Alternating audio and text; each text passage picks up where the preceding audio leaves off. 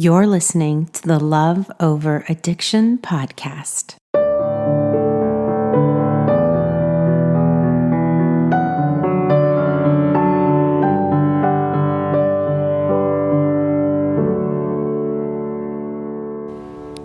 Hey there, I'm outside, so you're going to hear lawnmowers and birds.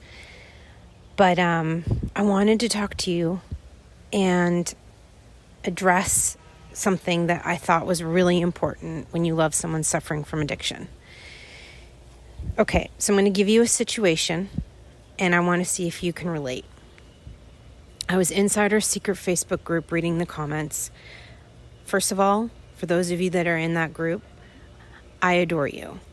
I love the advice that is being given. It brought me so much joy to hear you guys give each other advice. I remember when I used to lead a women's codependency group, it drove me bananas that one of the rules in the group is that you can't give advice to other women.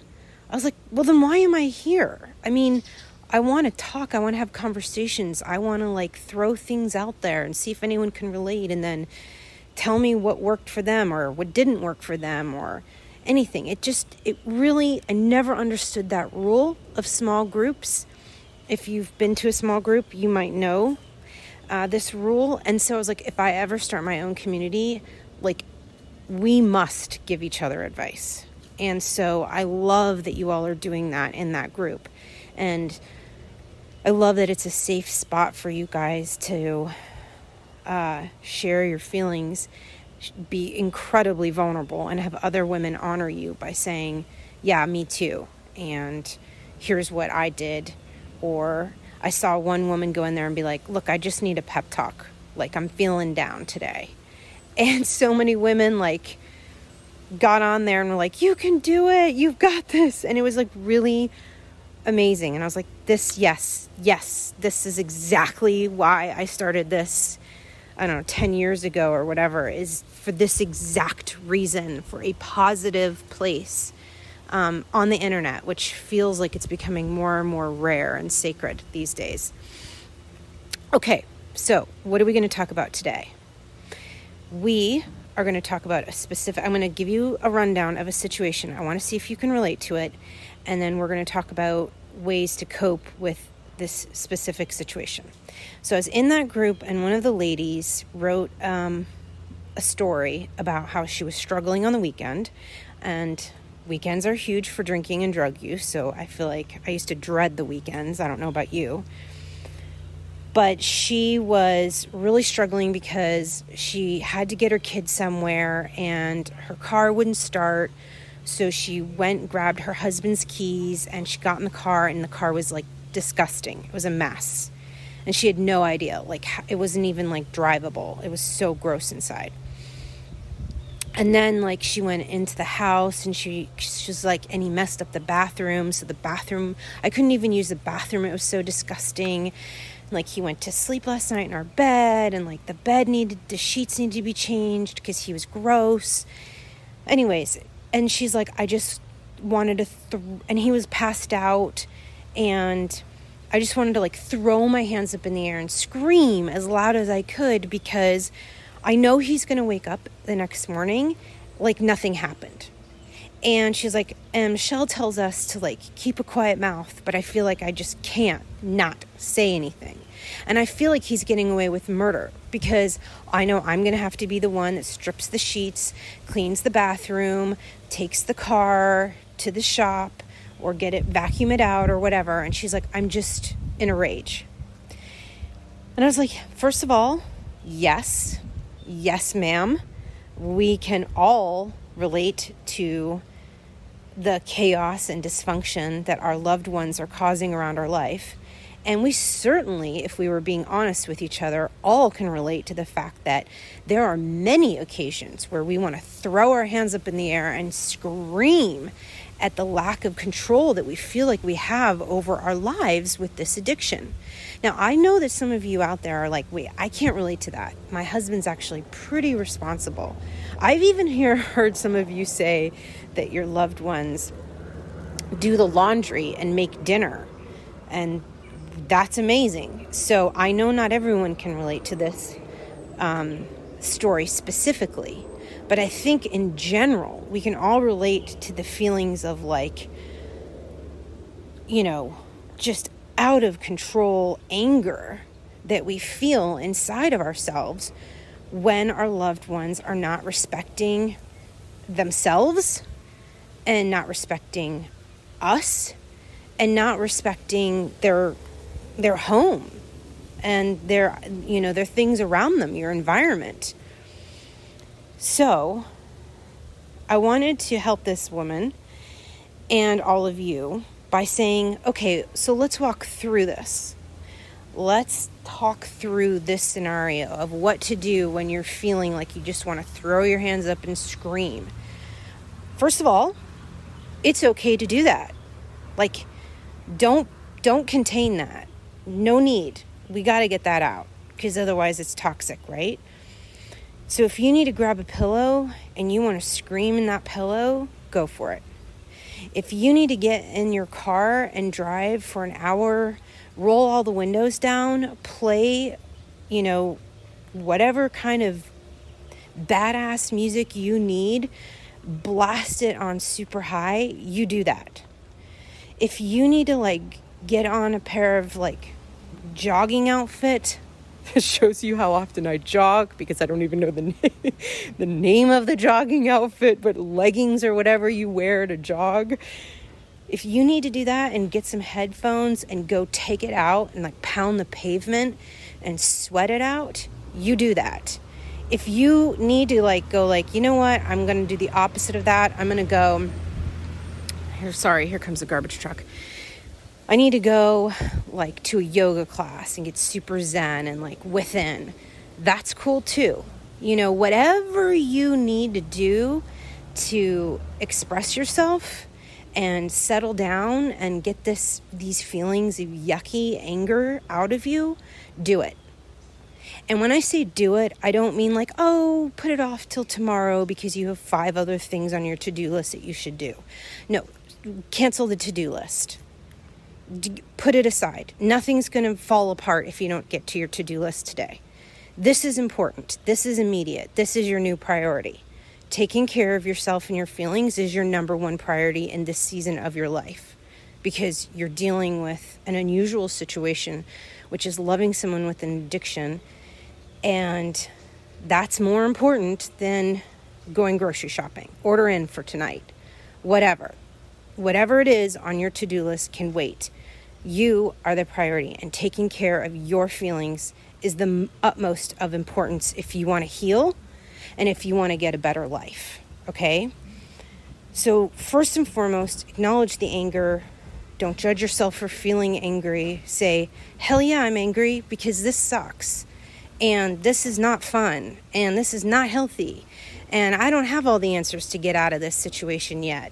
And nothing seems to be getting better. So I'm not going to judge myself one single bit for reacting this way. It's okay. And then go take care of it. Go find a way. And you know what? Try out things. If you're like, Michelle, I honestly have never put on a pair of sneakers and ran around a block, so I don't know if that's going to work for helping me with my anger and sweating it out. Okay, try it. Go for a brisk walk. You don't know. Try new things. There's an airplane. Don't sit in helplessness and fear and be paralyzed and be weak and wait around for somebody else to make you feel better. I say it almost every week. You're in charge. You're in control. You are the master of your own ship. Sail it with intention. Do not let the winds take you in directions you do not want to go. Be in charge. You are at the wheel. So be intentional and do not be paralyzed by fear and go, I don't know what I should do. Try it. Try something new. If it doesn't work, cool. You will feel good that you even tried something new. Then try another thing. Be determined. Be relentless. Become obsessive. with trying to take care of yourself in this situation and finding the solution. I also saw a side note on the secret Facebook group, someone saying, I know I need to make a therapist appointment. I know I need to dive into the modules. I know on the Love Over Addiction program, I know I need to do the worksheets, but I'm not doing it. Okay, stop making excuses. I know this is so hard to hear, and I'm being a little bossy, aren't I, today? I'm being a little kick in your pants, but I'm going to give you a kick in the pants if you're not. If you join the program and you're not doing it, come on. What are you waiting for? Get back in there. Do it. 15 minutes a day. You can't commit. You have 15 minutes a day. There's that thing on Instagram. I'm dating myself because I think it was like 4 years ago where it was like, we have the exact same 24 hours as Beyonce. I loved that because I'm like, look at all of what Beyonce is doing. You know, she only has 24 hours, I have the same 24 hours. I can get it done, and so can you. Become obsessive. Make your healing your biggest priority. It won't have to be for the rest of your life. This isn't a permanent problem. You're working through the issues here. So let's not be fragile, weak, and stuck. Let's buckle our bootstraps. Let's find our courage. Let's get in touch with our determination. And let's help ourselves, okay? So step number 1 is acknowledge your freaking anger and figure out a way to vent it out, to get it out of you, okay? Number 1. Number 2, let's have realistic expectations about what your partner will do when they wake up. So, I'm using this specific example, but you can apply it to anything, really. So this woman, right, she's sitting here saying, well, I'm waiting for him to wake up so that I can let him have it and let him know, he needs to change the sheets and take out the trash and pick up his car and clean up the bathroom. And to that, I say, well, good luck to you. Good luck. Let's walk through that scenario, okay? So he wakes up, you're in a rage, you're angry because you haven't taken care of your anger yet. You look at him and you say, that's it. I'm not doing this anymore. You've got to clean up all of this mess. What do you think he's going to do? You know what he's going to do. You know what your partner will do because they've done it in the past. Let's talk about what they're not going to do. They're not going to look you straight in the eye with a very sincere and honest face and say, you're right. You're exactly right. I made a huge mistake. I have been completely irresponsible. I have been letting the way I feel about myself on the inside manifest itself on the outside. I'm not taking care of myself emotionally, and therefore I am not taking care of myself physically and environmentally. And it is time that I accept responsibility and speak truth to you and to myself.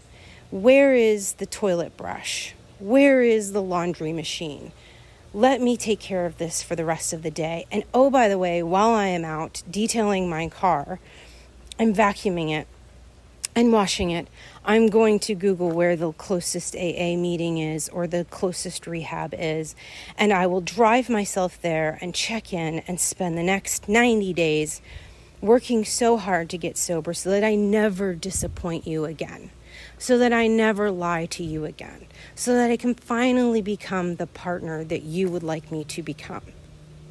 Okay, that right there is not going to happen. And you know it, and I know it. That's what we want to happen. And truthfully, that's what we deserve to happen. Like, you craving that response is not wrong. That is what a grown, responsible, honest human being would do. It's actually what you would do if you were in a situation, wouldn't it? But you are not your loved one. You are a separate entity. You have a very different set of values and morals. You have a very different set of struggles. Your struggles are not the same as your loved one. And your loved one right now can barely take care of themselves. They are not going to take care of anything else around them. They are barely hanging on. So I'm not saying that you are incorrect or wrong for wanting and desiring this. My God, of course you're not. You're completely justified. I'm married to a very sober man who's a wonderful husband. His car is fine. And I never have to worry about the bathroom being dirty or the sheets. I mean, that's just not in my realm of concerns. And for most people that are married to a sober human being or someone who doesn't suffer from addiction, it's not in their, it's not in their wheelhouse. They're not worried about this. So you craving this, you craving some stability and honesty and responsibility in a partner, yeah, you should be craving that, honey, because that's what you deserve. That's your instincts. That's your instincts saying, hey, this is what I need in a relationship to feel healthy, to feel whole, to feel safe. This is your heart speaking to you and saying, you deserve this. You deserve a respectful, loving, open, honest, responsible partner who's going to come home when they say they're going to come home, and who's going to not get so wasted that they can't keep track of their life or their material items like a car or their home. Right? Listen to that. That is your inner being saying to you, I deserve and need more to be happy.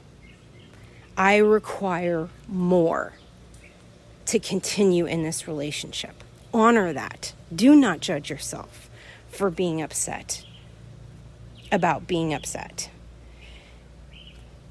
But we have to have realistic expectations of our loved ones. We have to recognize, walk it through, follow through the scenario. Use your imagination and say, if I say this, what do I think the outcome is going to be?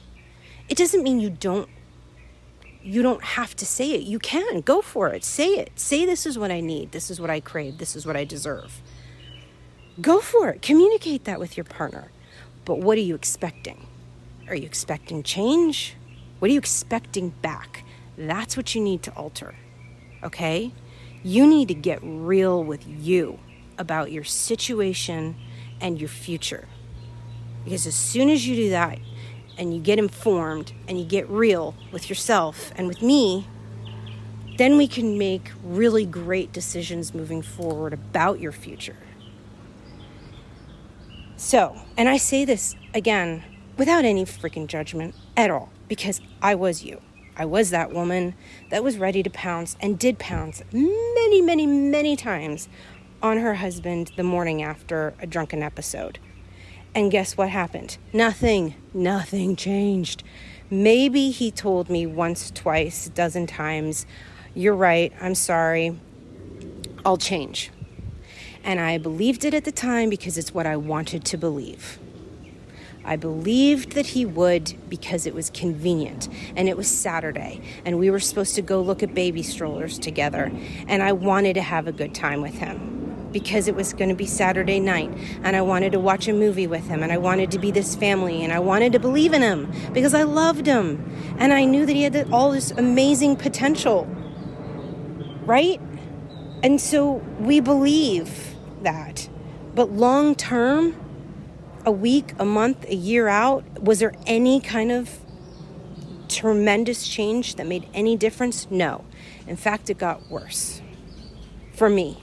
Now, I'm not saying that everyone that's listening is going to have the same situation that I am. Maybe some of you will have loved ones who actually have long-term sobriety. Maybe you're the exception to the rule. But if so, why not prepare for the reality, the statistics, and be pleasantly surprised if they actually do get sober, right? Isn't that a smarter, wiser, safer route to go? Isn't it more responsible to look at the numbers and go, okay, chances of long-term sobriety, 10 years or more, are in the single digits. So based on that statistic, I'm going to make these decisions for my future. And if I happen to have a relationship that falls into that very small percentage of long-term sobriety, great, I'll change my plans. I can change my mindset. I can adjust my expectations. But let's get real with one another. And this brings me to my third point about this situation. When you are feeling angry and upset, who are you really genuinely angry and upset with? There is a very large percentage that is you're going to say, I am upset at the person who's clearly addicted to drugs and alcohol. Like, Michelle, what kind of dumb question is that? Yes, and I would say, true, very true. You are correct. Again, it is completely normal, irrational, and reasonable to be upset with your loved one. But you are my friend. And I am the type of friend that I am honest with you at all times. And I tell you loving truths, even when they might sting, or you might not want to hear them, or you might be tempted to turn this podcast off and never listen to it again. Fine, do that. But I got to be honest with you, because that's the type of friend I am. I bet you I'd be willing to put money on it if I was a betting woman, which I'm not, that there is a percentage of you that is also upset and mad at yourself. Why are you upset with yourself? Why are you mad at yourself? Do you know the answer? Because I know the answer. Because I was sure as heck mad at myself when I got real and I got still and I really started to pay attention to what was going on inside of me, not completely distracted with all of the chaos and the drama about the addiction going on all around me. When I disengaged, when I detached, and I got still and quiet and separated myself, and I paid attention to my insides, I realized there was a large percentage of me that was pissed off at me. Because I was putting up with someone that was incredibly unhealthy for me. I was pissed at myself because I was still in love and still sticking around a relationship that was causing me incredible amounts of pain. And I judged myself for it. I thought I was stupid. I thought I was weak. I thought I was desperate. Because what kind of a woman sticks around with a guy like this? It's an unhealthy relationship. It's causing me pain and tears. I'm being left and lied to all the time. And at the time, although I probably knew it but was in denial about it, and I'm actually going to talk about this on an upcoming podcast, I was being cheated on. Why did I stick around? Why couldn't I leave? Why wasn't I strong enough to pack my bags, take my kids, and walk out the door? Why was I so freaking scared of being alone? Did I really believe that I was just so unlovable that I'd never find anyone to love me again? Did I believe the lies that addiction was telling me, that I was worthless? That I was screwed if I ever left, that I'd never be happy again? Well, then you have to ask yourself, well, Michelle, are you happy now? Like, there are moments of happiness, sure. There are good times. Like, I'm not crazy, otherwise I'd never be around. I wouldn't stick around. There are very good times. There are moments of tenderness. There's moments of hope where I think we've really turned a corner. We've beat this addiction. I can see it on the horizon. We are going to make it.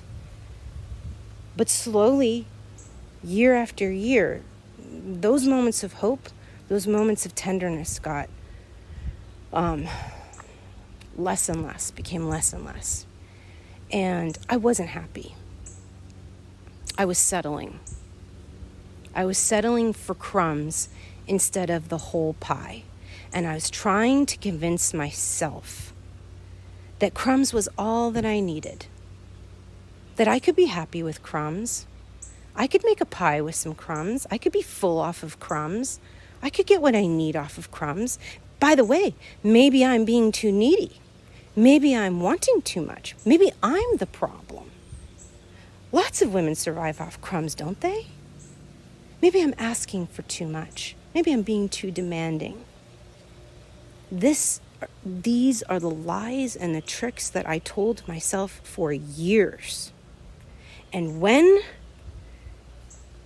the morning came and I could see physical evidence in my home that things were not okay, I was mad and pissed off at myself because the lies that I had been convincing myself, ripping myself off, that somehow, some way I would be able to survive and be happy with crumbs, I couldn't lie to myself in those mornings. The lies had to stop because there was a physical manifestation of the chaos and disgustingness that my marriage had become, and it was not okay, and I could not control it. And I could not lie to myself anymore. And I was mad at myself. I was mad at myself for selling myself short. For thinking, for some crazy reason, that I was less than other people and that I deserved less and I needed to be punished in some way for being less than everybody else. It was ridiculous and it wasn't true. And that's why part of sometimes those mornings are so damn difficult. It's not always just about our anger towards them. We need to take self-inventory, get quiet, get still, detach, and say, how much of this is anger towards myself? Now, what do you do? What do you do with that? Because I'm not just going to share that information with you and then say, and good luck. Good luck with dealing with that anger and figuring out if you should stay or go or what you should deserve. I'm not going to do that to you. I hate that stuff. I'm going to give you practical answers, right? Solutions, steps, ways to solve, actions to take, not just fluff. So what do you do when you realize that you deserve more and you're not getting it? First of all, you look around and you go, okay, if I were to leave, if I were to separate, I'm not even saying for those of you that, get too freaked out about filing for divorce. Okay, let's just use the word separate. Okay?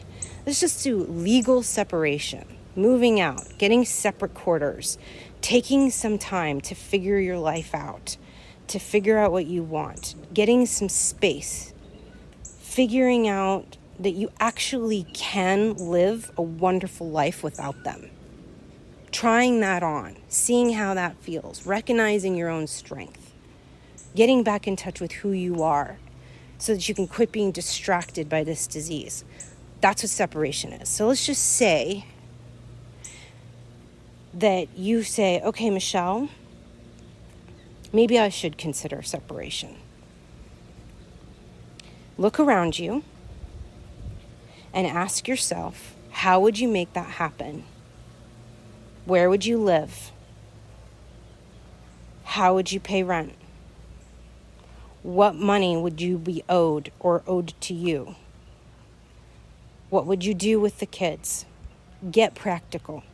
Write it down. And if writing it down on a piece of paper is too concerning for you because you're worried about your physical safety or your partner finding it, then there's an app. It's free. It's called Evernote, and you can lock it with the password, and it's on your phone. Take notes. Start making lists.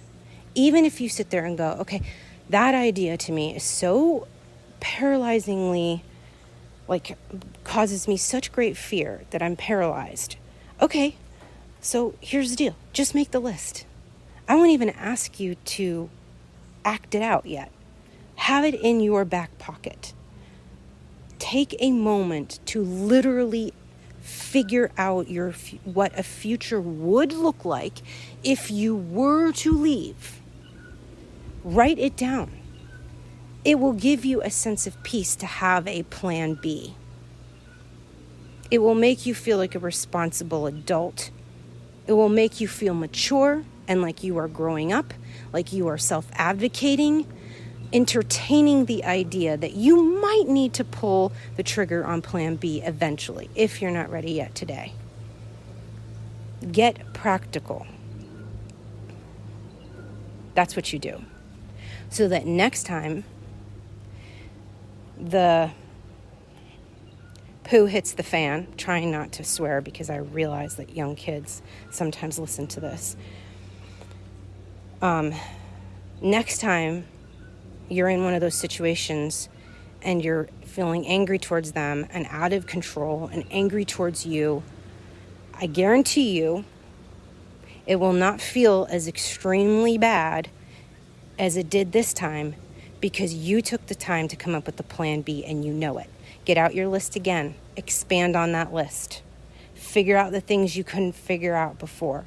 If you have unanswered questions, write down those questions. For example, where would I open up a bank account? If you don't know the answer to that yet, put a question mark. Next time this happens, and it will happen again because addiction is like that. There's lots of chances to get it right with addiction. Next time it happens, go back to your list, answer one more question. Go on Google, get in your car, drive around the neighborhood, look and see if there's any other neighborhoods you'd like to live in. Figure out what kind of furniture you're going to need and what kind of furniture you're willing to give up. Look at your bank accounts, go through your credit card statements, find out your bills, get a hold of your finances. Do work to find the solutions and answers. And I promise you, you will feel better when chaos happens again. Because you'll know that you're taking control in the background. That you're working towards a better solution. You don't have to act on it, but it's always there if you need it. That's what you do. That's the practical way that you start forgiving yourself for staying in a relationship that you might possibly have needed to leave. Does that make sense? I think it does. That's what I did. I'm not telling you anything that I didn't do. I'm not giving you advice that I didn't, I'm telling you stories that I can't relate to or ideas I didn't, struggle with. These were the exact steps I took. And I chose to leave. But before I made that decision, there were 1,000 little decisions that I made every day that got me to a place of great empowerment. It wasn't some big leap of I'm out of here. It was 1,000 just tiny little steps, like driving around in my neighborhood and saying, where would I live? Like going on to the internet. I don't think Google was around back then. And downloading a financial budget sheet. I had no idea about our finances.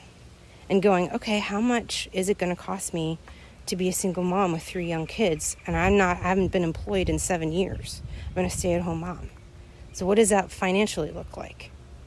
Another little 1,000 steps when I actually opened up our credit card bill and looked at all of the items and added up all of the money that was being spent on alcohol or bars, DUIs, and don't even get me started about the ATM withdrawals of cash that went to all of the other people and places that I will mention in another podcast in the future. So this is it.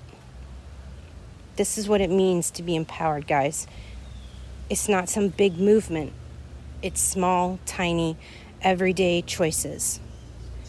And then one day you'll wake up after making your 1,000th and one choice to empower, and you will actually look at yourself in the mirror and go, holy crap, I don't recognize myself. I can really, really do a lot more than I give myself credit for. And if the person that I'm with doesn't recognize that because they're so involved in their own dysfunction and disorder, well, I'm going to start telling myself that I recognize myself, that I'm giving myself credit, that I am good enough. All right. I love you guys. I hope you found that helpful, and I will talk to you next week. This podcast is created for your support, encouragement, and entertainment with my personal thoughts and beliefs. We are bonded together by the fact that we love someone suffering from addiction. This is not intended as a substitute for therapy or advice from a professional.